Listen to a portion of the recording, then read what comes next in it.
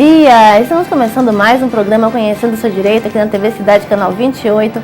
Comigo, Dolane Patrícia, e nós iremos hoje ter mais uma entrevista jurídica que vai manter você informado dos seus direitos.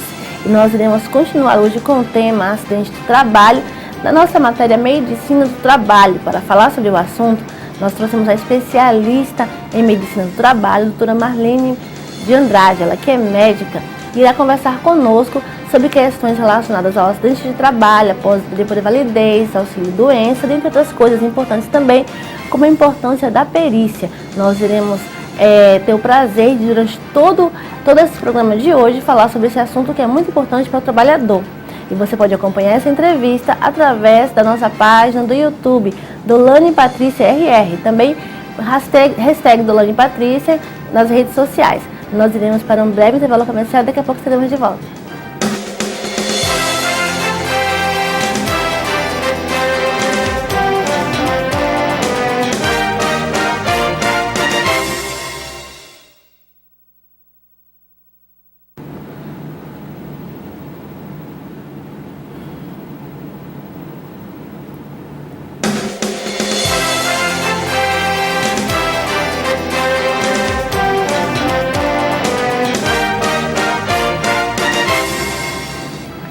Bom dia, estamos de volta com o programa Conhecendo o Seu Direito e na última terça-feira nós falamos sobre acidentes de trabalho com a médica do trabalho, doutora Marlene de Andrade.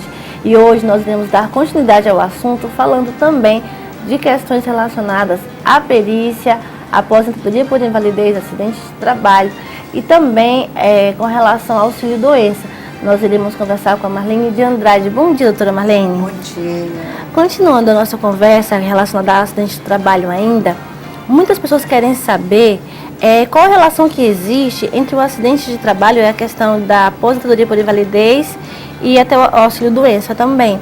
A pessoa que tem um acidente no trabalho pode chegar a ter o direito ao benefício do auxílio-doença ou da aposentadoria por invalidez? Esse assunto é assim, bem complexo, né? Se a pessoa sofreu um acidente de trabalho, claro que ela faz jus ao auxílio-doença, aí na espécie 91. Todo acidente de trabalho fica garantido que ela goze ali de um auxílio-doença. Mas existe também o auxílio-doença na espécie 31, que é devido a uma doença degenerativa, uma que doença não veio do acidente de trabalho. Agora, uma coisa assim que eu gostaria de falar, porque as pessoas fazem muita confusão, que acidente de trabalho não é só o acidente típico, que cai alguma coisa em cima da pessoa, ela perde uma parte do membro superior na máquina. Esse é acidente de trabalho também, claro, mas é acidente de trabalho típico. E tem os atípicos. Por exemplo, uma pessoa que ficou trabalhando dentro de uma pedreira, quebrando pedra e aspirando aquela poeira ali, fica doente, fibrogênica, vai fibrosando o pulmão, ela adoece, ela adquiriu uma doença do trabalho, porém, ele é equiparado também ao acidente de trabalho. Aí, como a gente não sabe o dia que começou aquela doença do trabalho, o primeiro dia vai ser o primeiro dia que ela contactar com o médico e o médico fizer o relatório que ela está com aquela doença, está com uma fibrose pulmonar, oriunda lá do trabalho dela, adquirido lá no trabalho dela, que ele é o primeiro dia do acidente de trabalho. Aí tem que abrir a CAT também, que nós já falamos, né? No programa passado. E também, da mesma forma, se for o caso de aposentadoria por invalidez, o acidente de trabalho também pode ocasionar esse benefício da aposentadoria por invalidez. Se a pessoa ficou inválida, ela vai se aposentar. Se ela não tiver mais condições de trabalhar, ela vai se aposentar. E quando o médico faz o relatório, eu costumo não chamar isso de perícia, chamo de relatório. O médico assistencialista, o médico que assistiu aquele paciente, ele faz um relatório. Esse relatório vai para a Previdência Social, lá é a junta soberana. Ela que vai decidir, aquela junta que vai decidir, vai qualificar se aquilo é acidente de trabalho mesmo ou não. Muitas vezes a junta soberana da Previdência Social erra também, porque não existe ninguém infalível. qualquer um de nós pode errar, né? Muito, embora eles sejam muito criteriosos ali. Quando eles erram, o trabalhador adoecido, ele ainda tem uma prerrogativa a favor dele. Ele entra na Justiça Federal para discutir que não, ele adquiriu mesmo aquela doença, foi lá no trabalho. Aí vai ter o perito, no caso judicial, para poder... Lá na Justiça Federal, existem os peritos contratados. A perícia vai, os juízes nomeiam lá um médico da confiança, né, deles, e eles vão fazer também, não deixa de ser uma perícia, é uma perícia. E aí, com base nessa perícia, o juiz dá a decisão se aposenta ou se concede o benefício ou não. Isso, aí o juiz, porque até eu vejo colegas que ficam chateados, mas por que a Justiça Federal está decidindo? O juiz está decidindo. Não, o juiz, ele não está decidindo sozinho, ele está baseado numa perícia de um colega médico, de um médico que foi lá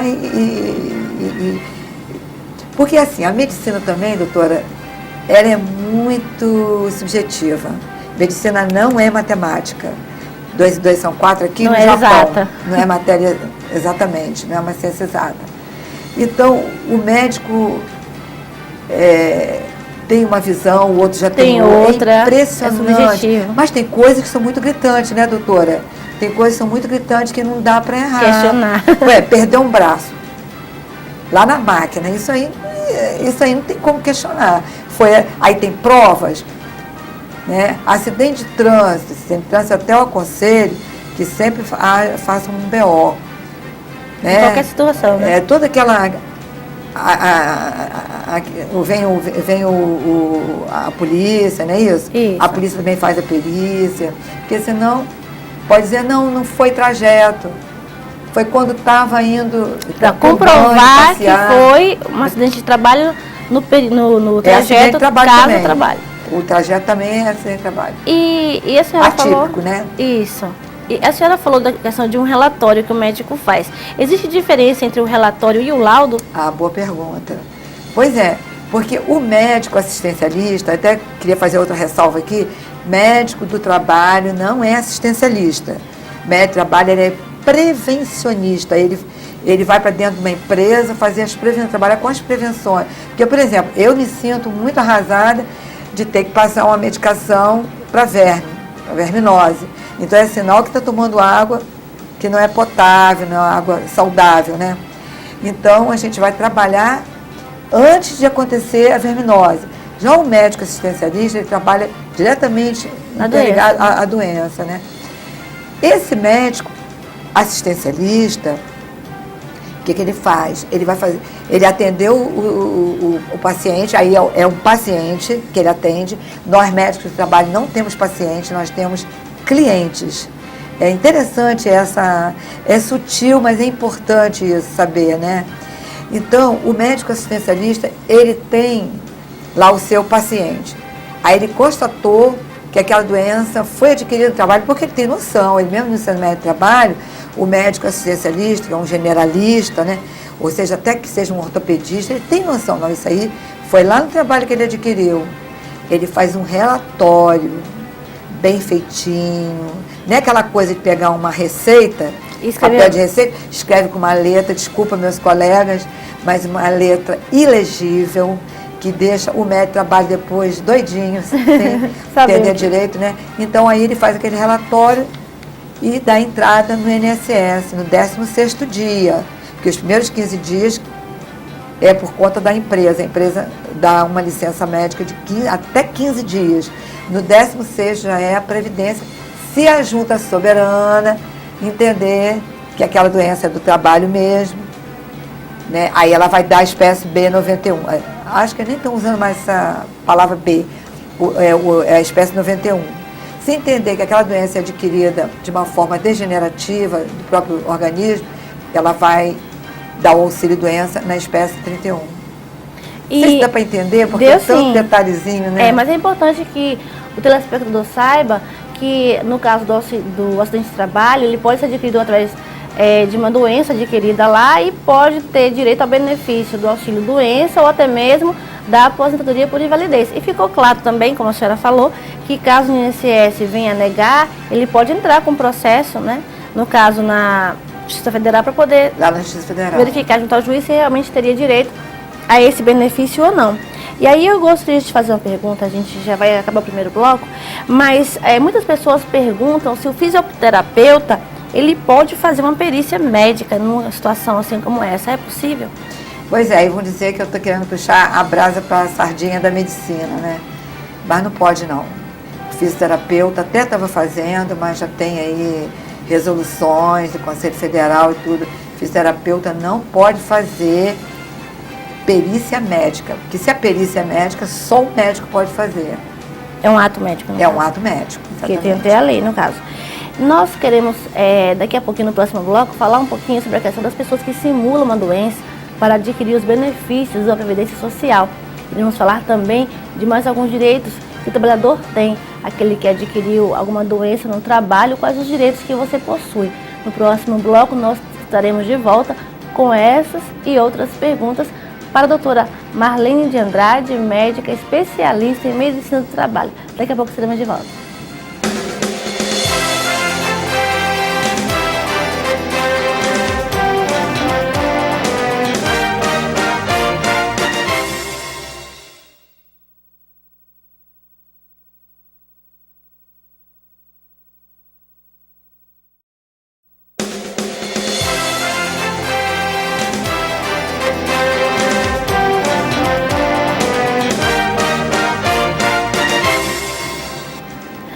Estamos de volta com o programa Conhecendo o Seu Direito e hoje com um assunto muito importante para você que é trabalhador. Você pode ficar de olho na entrevista de hoje, porque nós estamos falando de acidente de trabalho com uma especialista em medicina do trabalho, doutora Marlene de Andrade. Doutora Marlene, eu gostaria que nós conversássemos agora sobre as doenças que configuram um acidente de trabalho. É comum em algumas profissões a pessoa começar a trabalhar e depois que começa a trabalhar, adquirir algumas doenças. Vamos tomar como exemplo aqui os professores. Quais as doenças mais comuns que acontecem em termos de acidente de trabalho com o professor?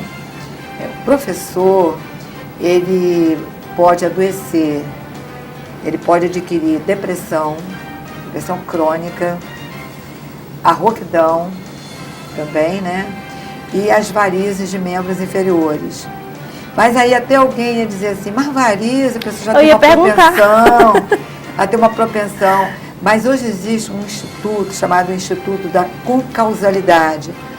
Já tem a causa, a pessoa já tem a tendência àquela causa, e a concausalidade é uma causa em cima da outra.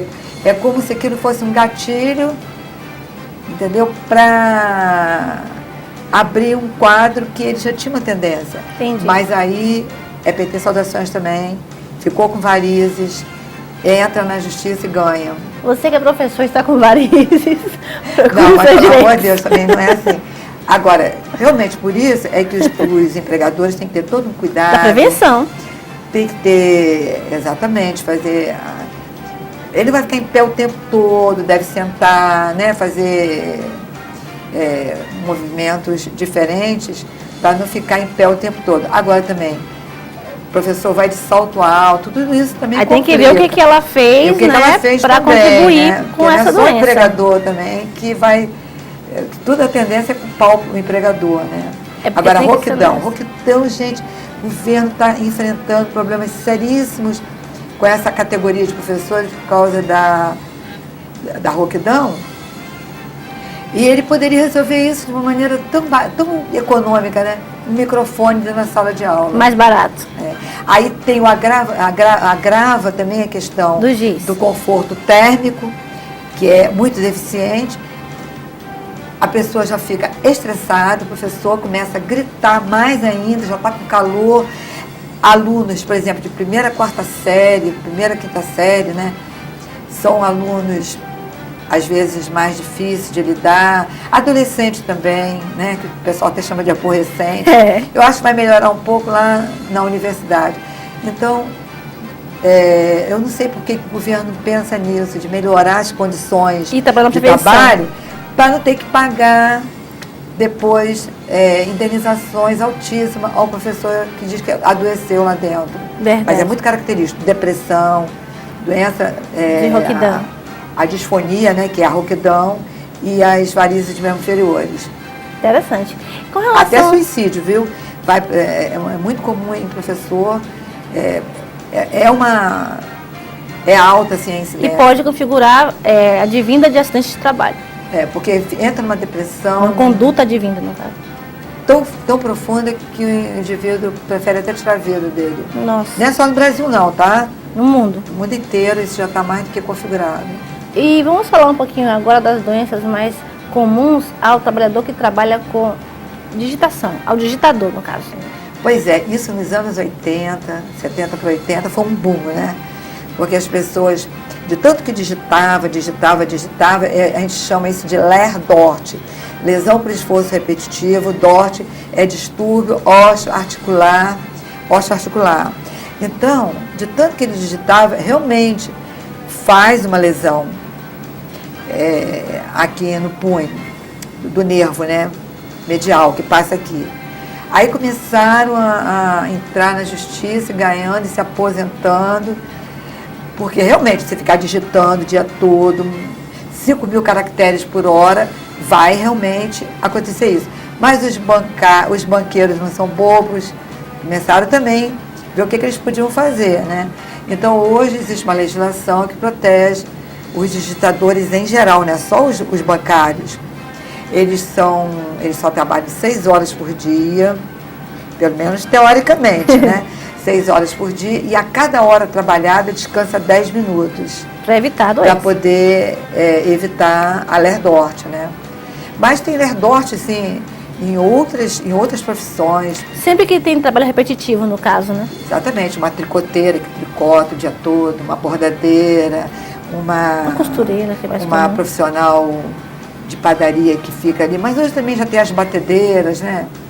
Então, hoje tem tudo para que possa melhorar as questões essa relacionadas. situação, entendeu? Com relação às pessoas que trabalham na rua, varrendo rua, que pegam os lixos, que são chamados garis, eles também têm algumas doenças que costumam porque quem assolar? vai à rua também está fazendo um movimento repetitivo, ele pode adquirir uma lesão de ombro, E né? aquelas pessoas que pegam o lixo, jogam no carro, também adquirem mas doenças? só que eu acho assim que também tem como prevenir, né? Tudo trabalha na prevenção para evitar Exatamente. Faz a troca de função. Olha, readaptação, né? tantas horas você varre, tantas horas você só recolhe o lixo para mudar aquela articulação que estava em movimento constante. Aí já vai evitar. Importante isso. E uma das perguntas mais realizadas no nosso programa, eu queria perguntar para a senhora o seguinte: a pessoa que sofre com assédio moral no trabalho, que é humilhada às vezes pelo chefe, pelo colega, e passa a ter problemas psicológicos, ela tem direitos também com relação a essa questão do acidente de trabalho? Claro que tem, mas só que assim, como eu falei também no início, medicina ela é muito subjetiva, né? O assédio vai acabar caindo lá na mão do médico.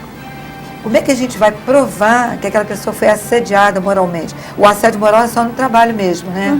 Porque parece que quando eu falo de trabalho é dano moral, você que é advogada, assédio moral. né? Mas o assédio moral, para moral. provar, existe também ferramentas. Por exemplo, uma empresa que tenha mais de 25 funcionários, ela está até obrigada a fazer a CIPA. Aí que eu digo, o empregador vai dizer assim, mas poxa vida, já tem tanta coisa para gente. Mas isso é um benefício para ele. Porque ele vai na CIPA, ele tem, meio a meio. Se tem, vamos supor, estou inventando aqui, 10 funcionários do lado dos empregados, tem 10 do lado do empregador. Aí vai ouvir todo mundo. mundo. O presidente da CIPA é escolhido pelo empregador. Então, a CIPA vai trabalhar essas questões. Então, a pessoa vai levar essa queixa lá na CIPA, que é a Comissão Interna de Prevenção ao Acidente.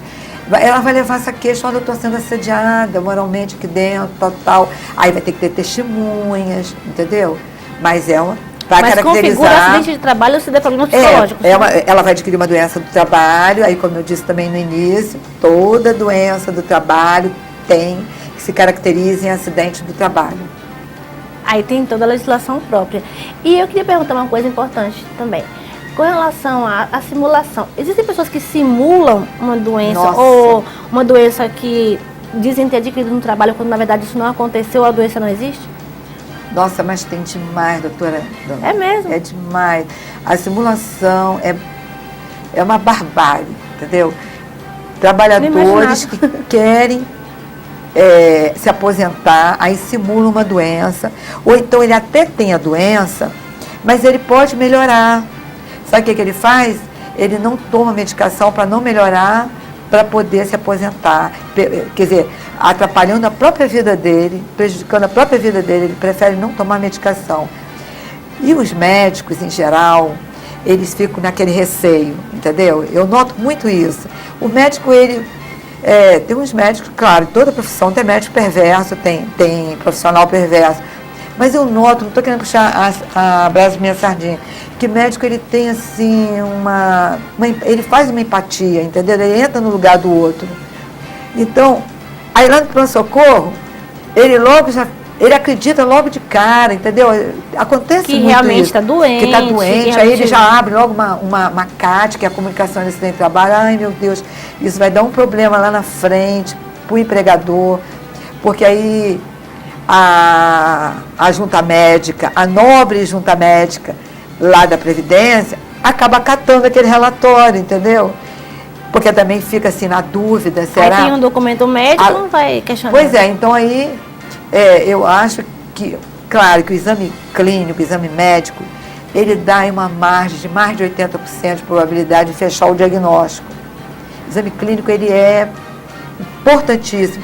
Mas hoje, como nós estamos na era da tecnologia, que nós temos tantos exames laboratoriais que podem nos ajudar a chegar ao diagnóstico verdadeiro, eu acho interessante os meus colegas médicos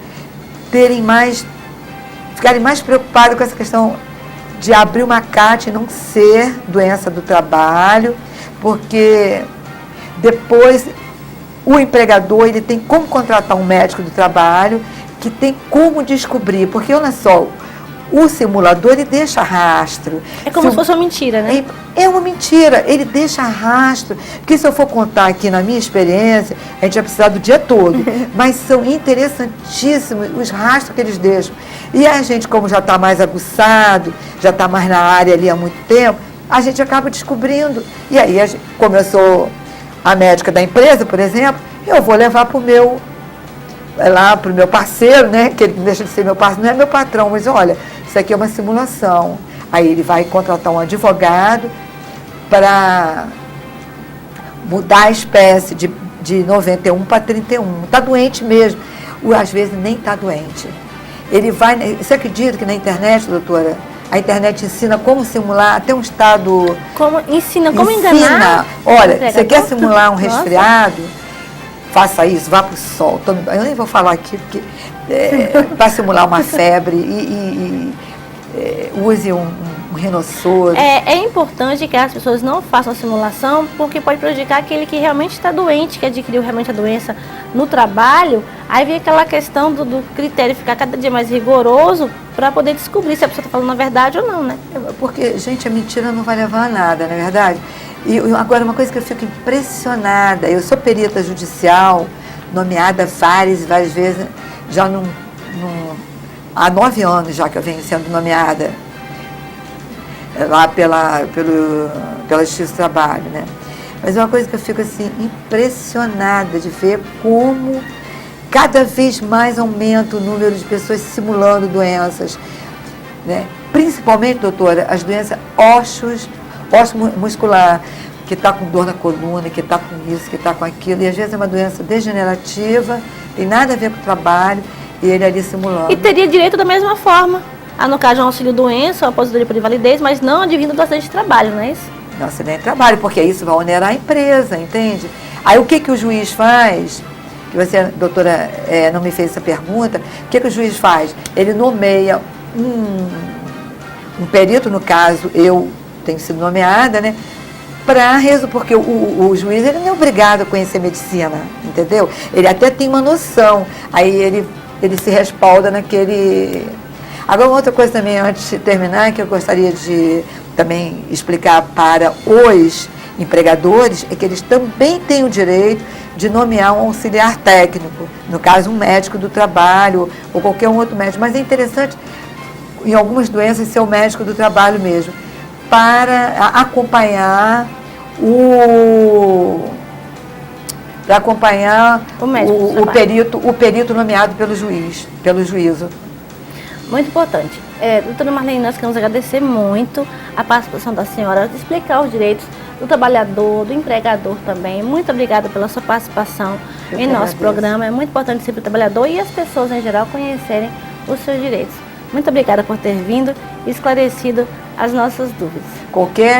Eu que agradeço muito e estou sempre assim aberta para interagir, ajudar, né, dentro daquilo que eu souber também, né? Muito obrigada. Nós agradecemos mais uma vez a participação no nosso programa, doutora Marlene de Andrade, advogada especialista em medicina do trabalho. Nós vamos para um breve intervalo comercial, daqui a pouco estaremos de volta.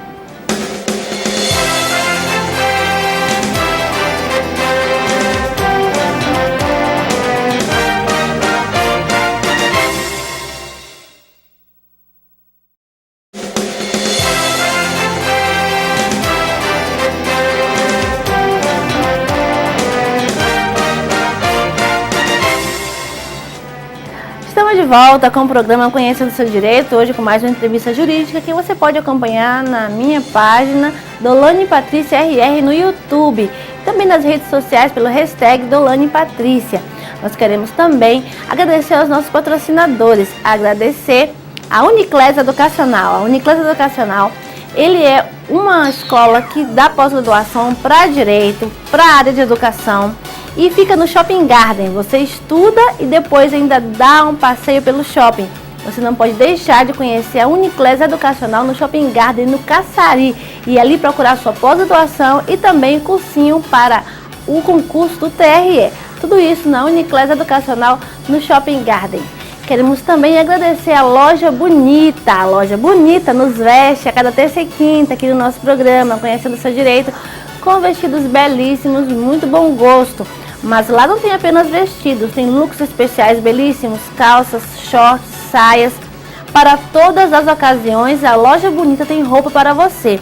E a Loja Bonita fica na Avenida Villeroy, 539A, em frente à Loja Renault. Você não pode deixar de conhecer a Loja Bonita e ficar sempre na moda e ficar sempre de bom gosto. E todas as pessoas vão ficar te elogiando porque realmente são os vestidos mais bonitos que você já viu.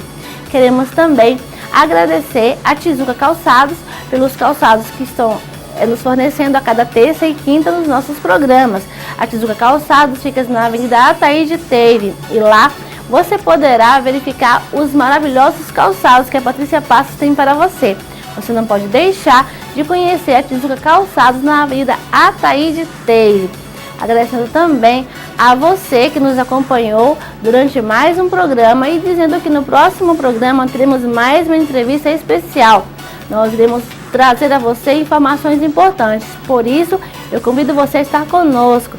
Próximo programa, às 7 da manhã, aqui na TV Cidade, comigo, Dolane Patrícia. Estarei aqui aguardando você.